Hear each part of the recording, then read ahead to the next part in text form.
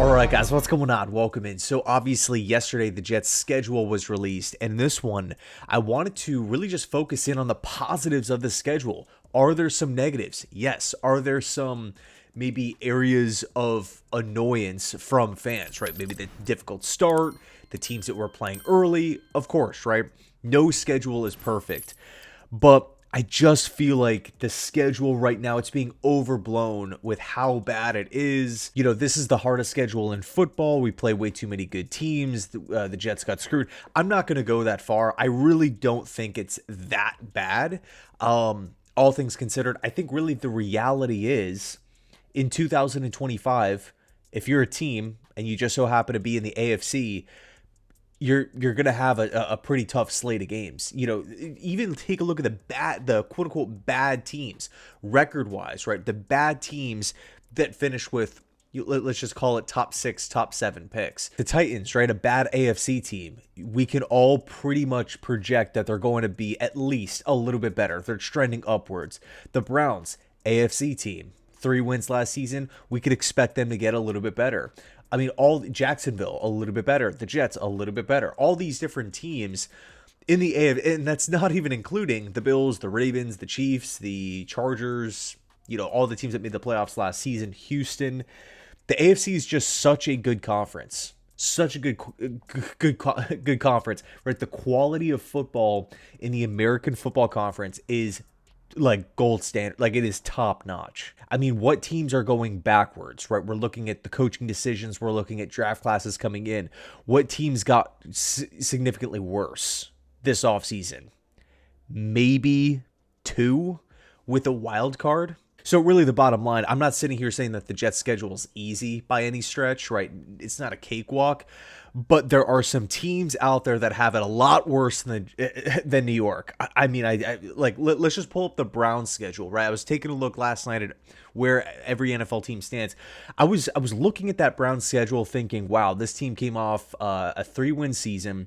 They have some maybe question marks about the future, some roster holes, a quarterback question mark right now, even though I'm loving Shedeur Sanders and what he's showing, albeit through rookie minicamp. But let's just take a look at their schedule for a second, right? I mean, their start is ridiculous. Bengals, Ravens, Packers, Lions, Vikings, Steelers. And then it starts to ease up in week 7 and week 8 against the Dolphins and the Patriots. But still, are either of those two teams projected to finish as a bottom 3 team in football? No. They got a week 9 bye. Then Jets, Ravens, new look Raiders. For San Francisco, they're going to be a tough out no matter who's out there because of the coach. Tennessee, new look Chicago. Throw on top of it, they have to play the Buffalo Bills this season. And then the Steelers and the Bengals. This is a 3-win team that needs to at least double their win total from last year if they want to, keep their jobs, really. Who else? The Giants. That's another horrible schedule, right? Commanders, Cowboys, Chiefs, Chargers, Saints, Eagles, Broncos, Eagles, 49ers in that order. There's one, again, this is early, 1, maybe 2 winnable games in the first 9 weeks of the schedule. And then you look at the second half, right? Chicago Bears, Green Bay Packers, Detroit Lions, Patriots, a pretty late bye, all things considered. Commanders, Vikings, new look Raiders, Cowboys.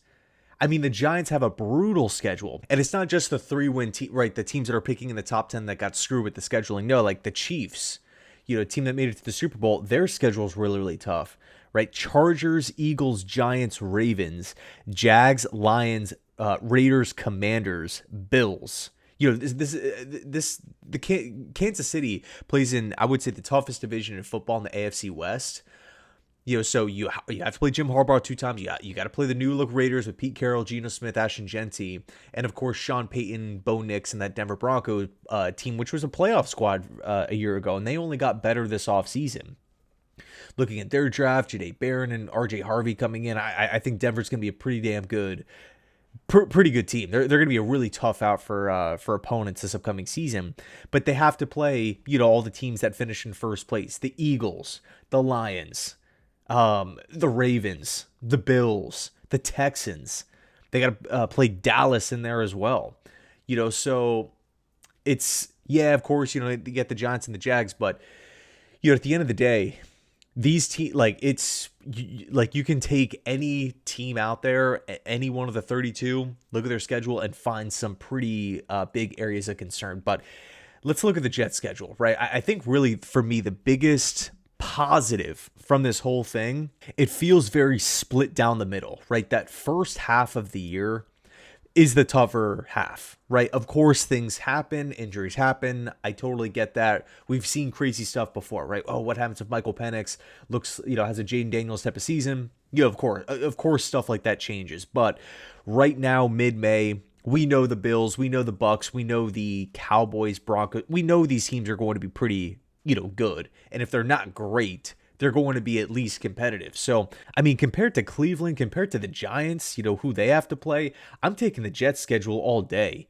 We have Carolina in that, in that first half. We have Miami on a primetime game, right? An extra day to prepare for Miami. The 2 back-to-back games in Florida, starting the season off with 2 home games. Like, yeah, we play some tough teams. The schedule is not easy, but it's not the worst thing in the world, to be honest. There are some winnable games in this schedule. And what was the Vegas odds, right? 5.5. You're looking at where the Jets wins are going to be coming from this season. Again, early kind of outlook here, but it's really focused in on that second half. So really, if the bulk of the wins are going to be coming in the second half, teams potentially, Jacksonville, Saints, Browns, November 9th here. Maybe you split with the Patriots. Maybe you split with the Dolphins. Maybe Buffalo rests their starters later. We can pull off an upset, to end the year off. All of a sudden, that's a nice handful of wins there. And we didn't even really get into the first half here. What happens if the Jets get that upset win over Pittsburgh in week 1? What happens if we do beat Carolina? What happens if Bo Nix looks terrible across seas, right? The scheduling is a mess for the Denver Broncos, and they look horrible, right? Major jet lag, and the Jets, pull out a win there. We've seen new coaches step in and instantly have success when expectations were very, very low. I'm not saying that the Jets are going to be a 12-win football team, but I do think, based off of this schedule, it's pretty black and white, in my opinion. We know where the areas of concern lie. We know where it kind of lightens up. This season, for me, it's all about growth. It's about creating that culture. It's about development, right? Finding answers, finding solutions, not creating more issues, more problems, more distractions. But with that said, this is a talented Jets team. What team finishes with 5 wins and you have former all-pro players, veteran leaders, guys that are literally top 5 to top 10 at their position? So with that said, right, year 1 Muji, year 1 Glenn, year 1 Fields, year 1 new systems, Steve Wilkes, Tanner Engstrand, right, a lot of new things happening. But with that said, again, the Jets have way more talent than those Gase years. They have more talent than the end of the Todd Bowles era. I think fans' expectations should be, okay, you know what? Yeah, we're young. We're kind of in the rebuild phase. We're starting over. We're creating this culture. But this is a team that actually has talent to knock teams off. I'm not going to go as far as to say Aaron Glenn is the next Dan Quinn and we're going to be in the AFC Championship game next year. First year on the job and boom, all of a sudden everything is fixed. Everything is solved. But again, looking at the schedule here, there are winnable games, right? If you just want to focus on like names on paper and kind of take an optimistic approach, yeah, the Jets realistically could be in a lot of these games. But I do think it's something that's really important is focusing on the Detroit Lions, right? When Dan Campbell first got that job, not much talent there. It took some time, right? It took some time for the Lions to, get the kinks out, to add talent to the roster and really look like a formidable unit. But even when those teams didn't have talent, they were still taking the Bills, taking great teams, taking Green Bay to the end of games. Like that's the type of heart, that's the type of, mentality that I want this Jets team to have. Yeah, of course, on paper, the Bucks are better than us, the Cowboys, the Bills are better than us, but when we suit them up on on game day, what's that game going to look like? Is the level of competition going to be completely different? Maybe it seems like the team is actually being elevated by the coaching staff. I mean, that would be really nice for Jets fans to see. We haven't seen that in the last, during the Saleh years. We didn't see that really in the Gase years. Todd Bowles, maybe a little bit on defense, but we'd really have to go back to Rex Ryan where you really felt like, okay, you know what? The coaching staff is maximizing the talents, really dragging this team upwards, not being an anchor, weighing the team down, making everyone worse. God, it would just be nice if Jets fans could see that for a change, right? Maybe Glenn, maybe Ingstrand, maybe Wilkes, right? Sean Jefferson continuing in the mix. Maybe they can push these guys forward, and we're punching above our weight. That'd be awesome. But again, just focusing in on the schedule here, I think really the main positive is the last let's see 1, 2, 3, 4, 5, 6, the last 6 weeks. The last 6 weeks, that's really what, in my opinion, what's going to define this Jets year. Again, tough teams early.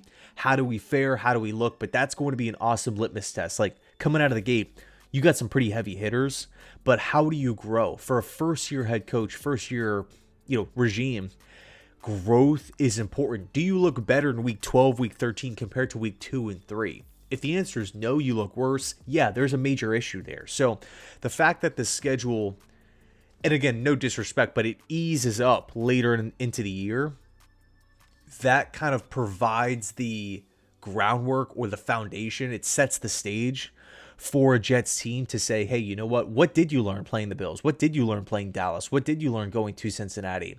Now take what you learned and put it on display against Jacksonville. Put it on display home against the Miami Dolphins, right? Are you competitive? Are you learning from your mistakes? Are the game plans, is the clock management better? And I do really like how to end the year, you kind of have this nice runway of games where the Jets could literally go on a winning streak, like a big winning streak. I mean, Falcons, Dolphins, Jags, Saints, Patriots, Bills, and the Bills could potentially rest their starters. I mean, how many wins in that group are there? I could literally see the Jets getting 1 or 2 losses in that, in that final 6-week stretch. So let's, call it 4 to 5 wins in the last, month-ish of the season, not including the Panther game, not including the early Dolphin game, not including the Steeler game, not including the Browns game, not including that first Patriots game. Like, there are opportunities for this Jets team to, shock some people. So anyway, let me know your thoughts down below in the comment section on it. I can't wait. I cannot wait for, things to really start getting going. Minicamp, I believe, kicks off in, I think, early June here. So anyway, thanks so much for watching. I appreciate you guys. And as always, record prediction too, by the way, coming soon. Thanks so much. And as always, go Jets.